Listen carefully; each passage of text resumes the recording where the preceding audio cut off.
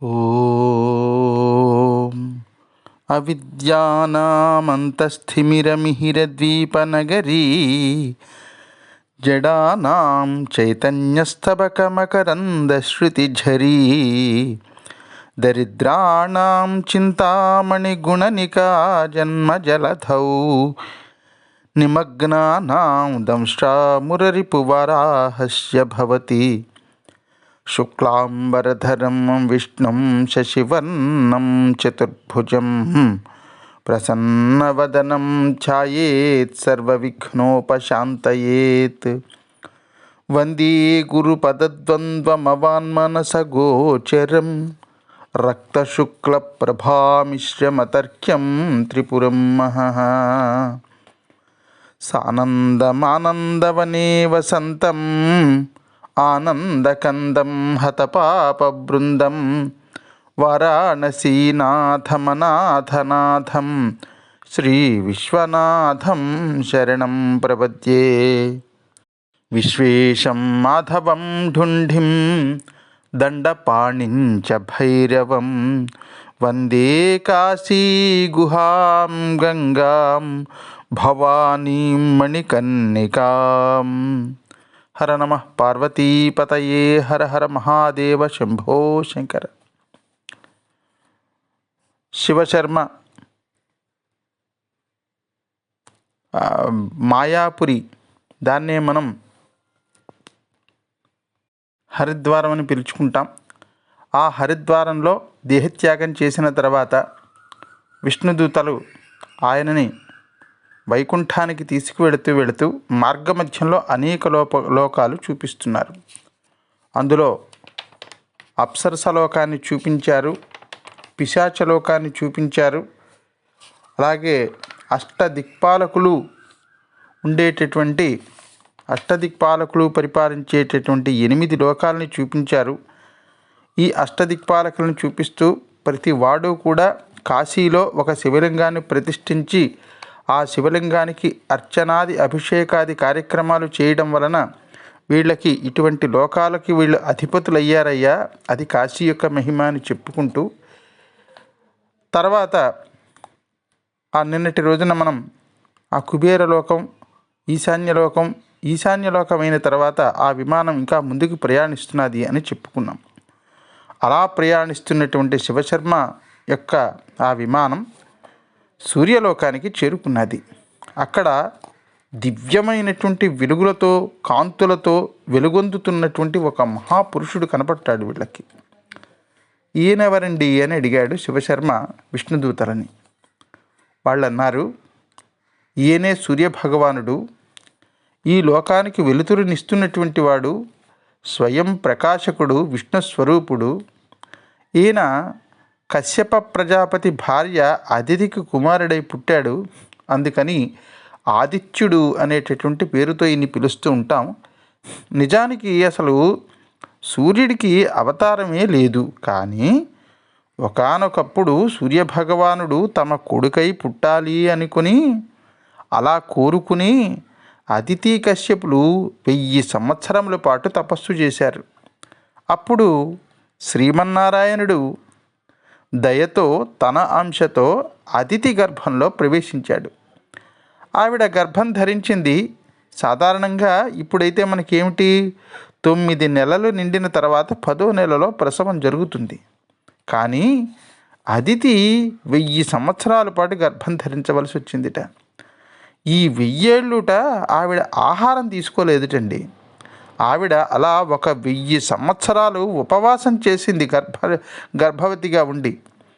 మరి ఆవిడ గర్భవతిగా ఉండి నిరాహారంగా ఎలా ఉండిపోయింది అంటే, ఆవిడకు ఉన్నటువంటి తపశ్శక్తి వల్ల పూర్తిగా 1000 సంవత్సరముల పాటు నిరాహారిగా కేవలం వాయుభక్షకురాలై గాలి మాత్రమే పీల్చుకుంటూ ఉపవాసం ఉంటే కశ్యప ప్రజాపతికి కోపం వచ్చింది భార్య మీద. గర్భవతులు ఆహారం తీసుకోవాలి, గర్భవతులు విశ్రాంతి తీసుకోవాలి, శ్రమ ఎక్కువ పడకూడదే అదితి, నువ్వేమో కటిక ఉపవాసం చేస్తున్నావు. కడుపులో పెరుగుతున్నటువంటి ఆ పిల్లాన్ని చంపేస్తావా ఏమిటే అది అని కాస్త కోపాన్ని తెచ్చుకున్నటువంటి కోపాన్ని పెట్టుకుని అదితితో కాస్త కటువుగా మరి చెప్పాడు. చెప్తే ఆయన అన్నాడు, మృతం పిండం భవిష్యతి అన్నాడు. అంటే మృతం పిండం భవిష్యతి, దీన్నే మృతంచ అండం భవిష్యతి, మృతంచాండం భవిష్యతి లేదా మృతపిండం భవిష్యతి. నీ కడుపులో ఇలాగ నువ్వు 1000 సంవత్సరముల పాటు, 1000 సంవత్సరాలేంటి, అప్పటికి ఆయనకు కూడా తెలియదు కదా, ఇలాగ నువ్వు గర్భవతిగా ఉండి ఆహారం తీసుకోకుండా నిరాహారిగా ఇలా ఉండిపోతే లోపల ఉండేటటువంటి పిండం మృతంచాండం భవిష్యతి అయిపోతుంది. లోపల అండం చచ్చిపోతుంది. చచ్చిపోయిన అండం ఉంటుంది. అండం అంటే గుడ్డు, పసిపిల్లలని పసిగుడ్డు అంటారు కదా. అలాగా మృతంచ అండం భవిష్యతి అంటే చచ్చిపోయినటువంటి గుడ్డు పుడుతుంది నీ కడుపులోంచి నువ్వు తిండి తినకపోతే అని కశ్యప ప్రజాపతి అన్నాడు. అంటే అప్పుడు మృతము అండము ఈ రెండు కలిస్తే ఏమవుతుంది? మార్తాండము అవుతుంది. అందుకే సూర్యుడికి మార్తాండు అని పేరు వచ్చిందనమాట. మార్తాండు కాదు, మార్తండు, రాకి దీర్ఘం ఉండదు. మార్తాండు అని కూడా ఆయనకి పేరు ఉంది. అది వేరే కారణం వల్ల వచ్చింది. అప్పుడు అదితి ఏమంది, ఏమయ్యా నేను 1000 ఏళ్ళు కాదు కదా, 1,00,000 ఏళ్ళు ఉపవాసం చేసినా సరే ఈ కడుపులో ఉన్నటువంటి పిండం చావదు. చూడండి, ఆవిడ తపశ్శక్తి మీద ఆవిడికి ఉన్నటువంటి నమ్మకం. అది కశ్యప ప్రజాపతితో అంటోంది, 1000 ఏళ్ళు కాదు కదా, 1,00,000 ఏళ్ళు ఉపవాసం చేసినా ఈ కడుపులో ఉన్నటువంటి పిండం చావదు. ఎందుకు చావదో తెలుసా మహానుభావ అని భర్తతోటి చెప్తోంది. ఎందుకు చావదు అంటే ఈ లోపల ఉన్నది సాక్షాత్తు విష్ణుమూర్తి యొక్క అంశ.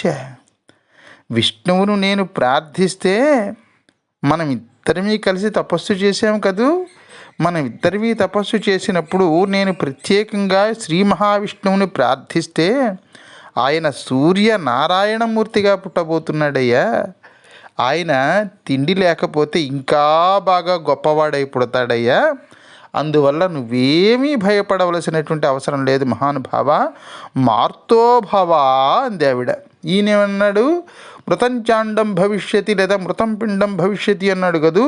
ఆవిడన్నది దానికి సమాధానంగా, నువ్వేమీ బెంగ పెట్టుకోవద్దయ్యా, మార్తోభవ అన్నది ఆవిడ. అంటే దీన్ని మా ఆర్తః భవ, భయపడకు, ఆర్తుడు అంటే బాధపడేటటువంటి వాడు, మా ఆర్తః అంటే బాధపడవద్దు అని దాని అర్థం అన్నమాట.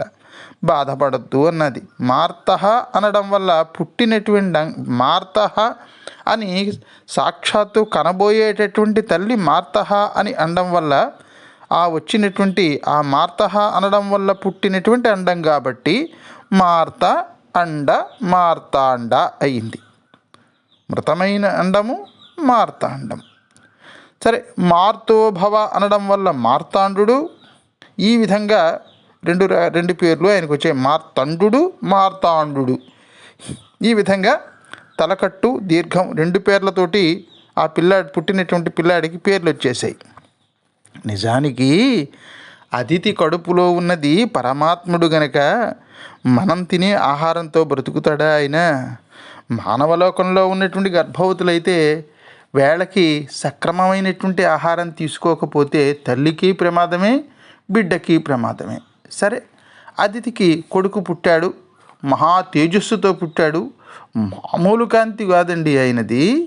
ఆ కాంతిని తల్లిదండ్రులు కూడా చూడలేకపోయారు. అంతటి కాంతి, అంత వేడి, అంత కాంతి ఉంటే, అమ్మ బాబోయ్, ఇంత కాంతి ఇంత వేడి ఉంటే లోకాలకి ఆపద వస్తుంది, నువ్వు భూమి మీద పడ్డంతో భూమి కాలిపోతుంది, ఆకాశం నిప్పులు చెరుగుతుంది, పాతాళం కాలిపోతుంది, నదులు ఎండిపోయేలా ఉన్నాయి, నువ్వు ప్రజలకి ఉపకారివి కావాలి కానీ అపకారివి కాకూడదు అని తల్లిదండ్రులు కోరారు పుట్టినటువంటి పిల్లవాడిని.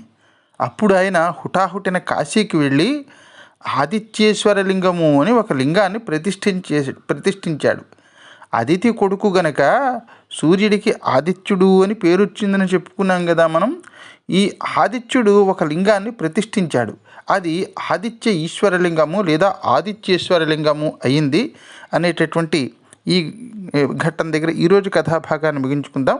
రేపటి రోజు కథ ప్రారంభించుకునేంత వరకు స్వస్తి ప్రజాభ్య పరిపాలయంతాం న్యాయేన మార్గేణ మహిమహీషాః. గోబ్రాహ్మణేభ్య శుభమస్తు నిత్యం. లోకా సమస్తా సుఖినో భవంతు. సర్వే జనా సుఖినో భవంతు. హర నమః పార్వతీపతయే. హర హర మహాదేవ శంభో శంకర.